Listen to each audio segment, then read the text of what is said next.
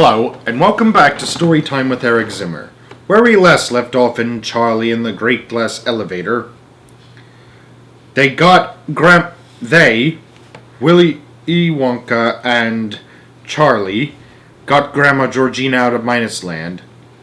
She grew to be extremely old, but with the correct amount of Wonkavite, they were able to, get her back down to her original age.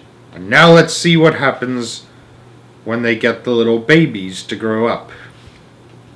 In the last two chapters of the book. You ready? Alright. Let's begin. Chapter 19. The Babies Grow Up. Bring on the Vita Wonk, said Mr. Wonka. We'll soon fix these two babies. An Oompa Loompa ran forward with a small bottle and a cup of silver teaspoons. Wait just 1 minute, snapped Grandma Georgina. What sort of devilish dumpery are you up to now? It's all right, Grandma, called Charlie. I promise you it's all right. Vita Wonk does the opposite to Wonkavite. It makes you older. It's what we gave you when you were a minus. It saved you. You gave me too much, snapped the old woman. We had to, Grandma, and now you want to do the same to Grandpa George. Of course we don't, said Charlie. I round up 358 years old, she went on. What's to stop you making another little mistake and giving him 50 times more than you gave me? Then I'd suddenly have a 20,000-year-old caveman in bed beside me. Imagine that, and him with a big knobby club in one hand and dragging me around by the hair with the other. No, thank you. Oh, Grandma, said Charlie patiently. With you we had to use a spray because you were a minus. You were a ghost. But here, Mr. Wonka can... Don't talk to me about that man, she cried. He's batty as a bullfrog. No, Grandma, he is not. And here he can measure it out exactly right, drop by drop, and feed it into their mouths. That's true, isn't it, Mr. Wonka? Charlie, said Mr. Wonka, I can see that the factory is going to be in good hands when I retire. You learn very fast. I'm so pleased I chose you, my dear boy. So very pleased. That makes two of us. Now then, what's the verdict? Do we leave them as babies, or do we grow them up with Vita Wonk? You go ahead, Mr. Wonka, said Grandpa Joe. I'd like you to grow my Josie up so she was just the same as before. 80 years old. Thank you, sir, said Mr. Wonka. I appreciate the confidence you place in me. But what about the other one, Grandpa George? Oh, all right then, said Grandma Georgina. But if he ends up a caveman, I don't want him in this bed any more. That's settled then, said Mr. Wonka. Come along, Charlie. We'll do them both together. You hold one spoon and I'll hold the other. I'll measure out 4 drops and 4 drops only into each spoon, and we'll wake them up and pop it into their mouths. Which one shall I do, Mr. Wonka? You do Grandma Josephine, the tiny one. I'll do Grandpa George, the 1-year-old. Here's your spoon. Charlie took the spoon and held it out. Mr. Wonka opened the bottle and dripped 4 drops of oily black liquid into Charlie's spoon. Then he did the same to his own. He handed the bottle back to the Oompa Loompa. Shouldn't someone hold the babies while you give it, said Grandpa Joe. Shouldn't someone hold the babies while you give it, said Grandpa Joe. I'll hold Grandma Josephine. Are you mad, said Mr. Wonka? Don't you realize that Vita Wonk acts instantly? It's not 1 year a second like Wonkavite. Vita Wonk is as quick as lightning. The moment the medicine is swallowed, ping, and it all happens. The getting bigger and the growing older and everything else all happens in 1 second. So don't you see, my dear sir, he said to Grandpa Joe, that one moment you'd be holding a tiny baby in your arms, and just 1 second later you'd find yourself staggering about with an 80-year-old woman, and you'd drop her like a ton of bricks on the floor. I see what you mean, said Grandpa Joe. All set, Charlie? All set, Mr. Wonka. Charlie moved around the bed to where the tiny sleeping baby lay. He placed one hand behind her head and lifted it. The baby awoke and started yelling. Mr. Wonka was on the other side of the bed doing the same to 1-year-old George. Both together now, Charlie, said Mr. Wonka. Ready? Steady? Go! Pop it in! Charlie pushed his spoon into the open mouth of the baby and tipped the drops down her throat. Make sure she swallows it, cried Mr. Wonka. It won't work until it gets into their tummies.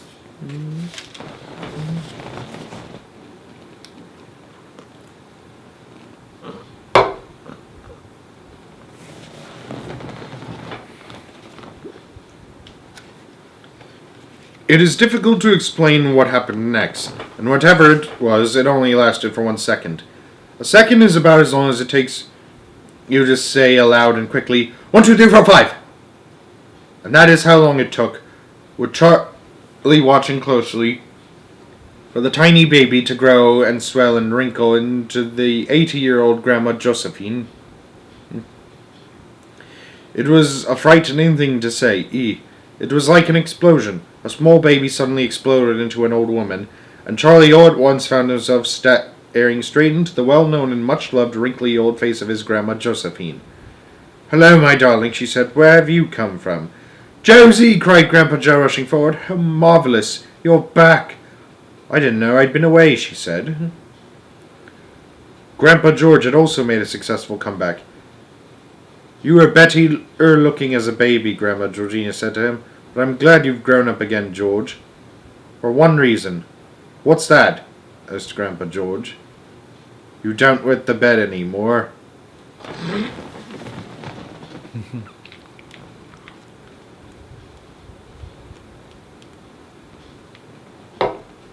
And finally, Chapter 20. How to get someone out of bed.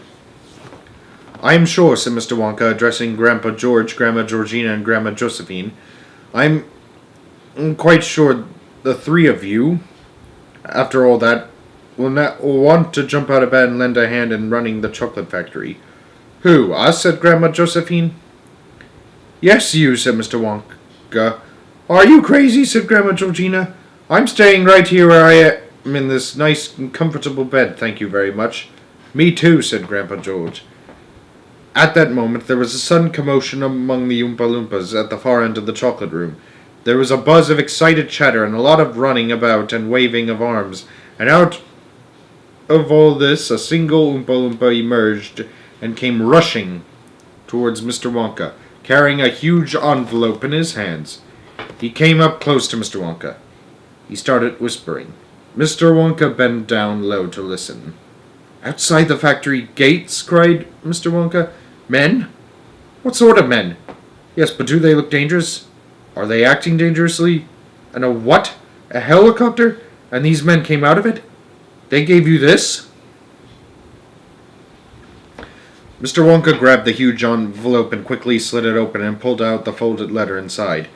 There was absolute silence as he skimmed swiftly over what was written on the paper. Nobody moved. Charlie began to feel cold. He knew something dreadful was going to happen. There was a very definite smell of danger in the air. The men outside the gates, the helicopter, the nervousness of the Oompa Loompas. He was watching Mr. Wonka's face, searching for a clue, for some change in expression that would tell him how bad the news was.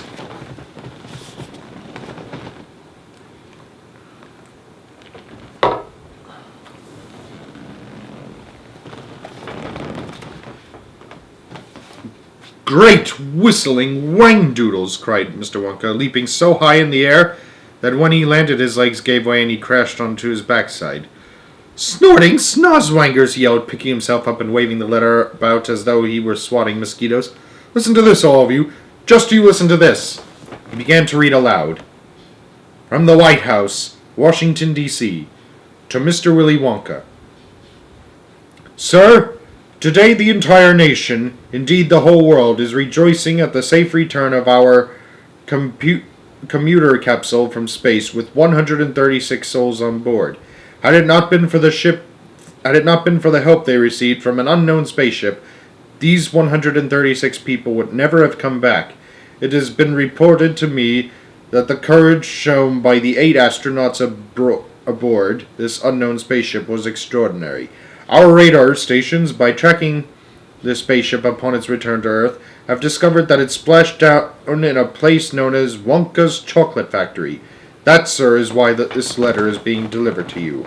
I wish now to show the gratitude of the nation by inviting all 8 of those incredibly brave astronauts to come and stay in the White House for a few days as my honored guests. I am arranging a special celebration party in the Blue Room this evening, at which I myself will pin medals for bravery upon all 8 of these gallant flyers.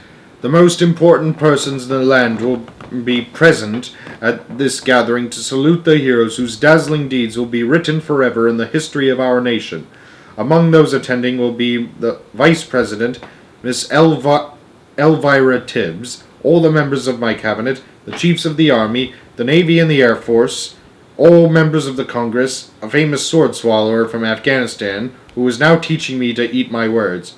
What you do is you take the S off the beginning of the sword and put it on the end before swallowing it. And who else is coming? Oh yes, my chief interpreter, and the governors of every state in the Union, and of course, my cat, Mrs. Topsy-Puss. A helicopter awaits all 8 of you outside the factory gates. I myself await your arrival at the White House with the very greatest pleasure and impatience. I beg to remain, sir, your most sincerely yours, Lancelot R. Gilligrass, President of the United States. P.S. Could you please bring me a few Wonka Fudge Mallow Delights? I love them so much, but everybody around here keeps stealing mine out of the drawer of my desks. And don't tell Nanny.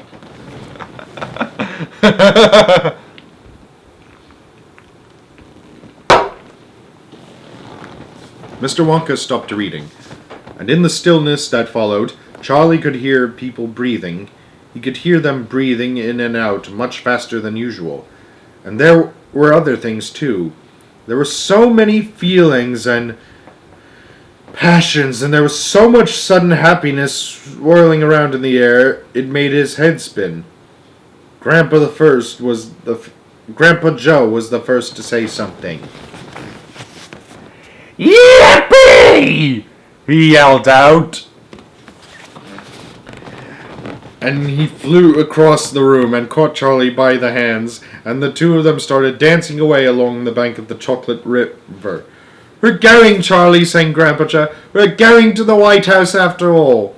Mr. and Mrs. Bucket were also dancing and laughing and singing, and Mr. Wonka ran all over the room proudly showing the President's letter to the Oompa Loompas. After a minute or so, Mr. Wonka clapped his hands for attention. Come along, he called out. We mustn't dilly, we mustn't dally. Come on, Charlie, and you, Grandpa Joe, sir, and Mr. and Mrs. Bucket. The helicopter is outside the gates. We can't keep it waiting. He began hustling the 4 of them towards the door. Hey, screamed Grandma Georgina from the bed. What about us? We're invited too, don't you forget that. It said all 8 of us were invited, said Grandpa Josephine, and that includes me, said Grandpa George. Mr. Wonka turned and looked at them. Of course it includes you, he said, but we can't possibly get that bed into a helicopter. It won't go through the door. You mean if we don't get out of bed we can't come, said Grandma Georgina. That's exactly what I mean, said Mr. Wonka. Keep going, Charlie, he whispered, giving Charlie a little nudge. Keep walking towards the door. Suddenly behind them was a great swoosh of blankets and sheets and a pinging of spread springs as the 3 old people all exploded out of the bed together. They came sprinting after Mr. Wonka, shouting, Wait for us! Wait for us! Ah, look at how happy they are.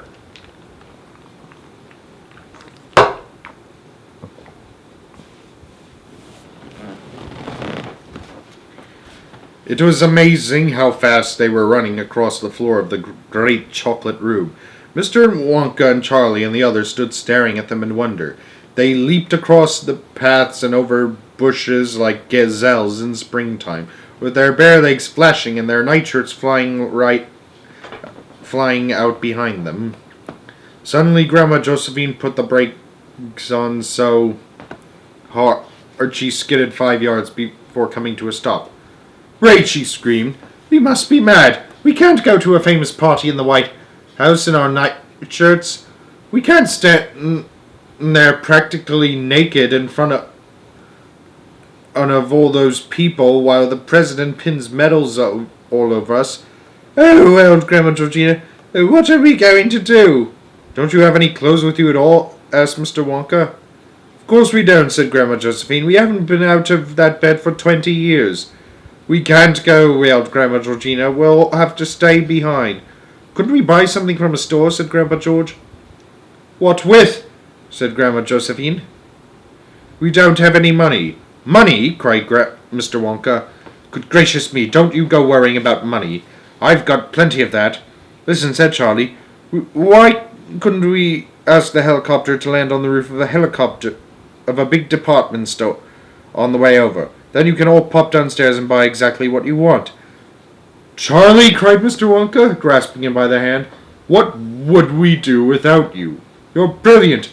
Come along, everybody. We're off to stay in the White House. They all linked arms and went dancing out of the chocolate room and along the corridors, and out of the front door, or into the open where the big helicopter was waiting near the factory gates.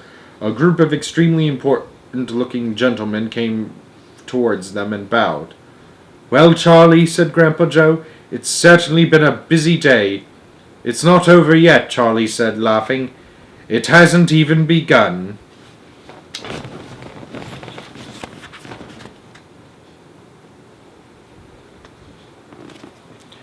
The end.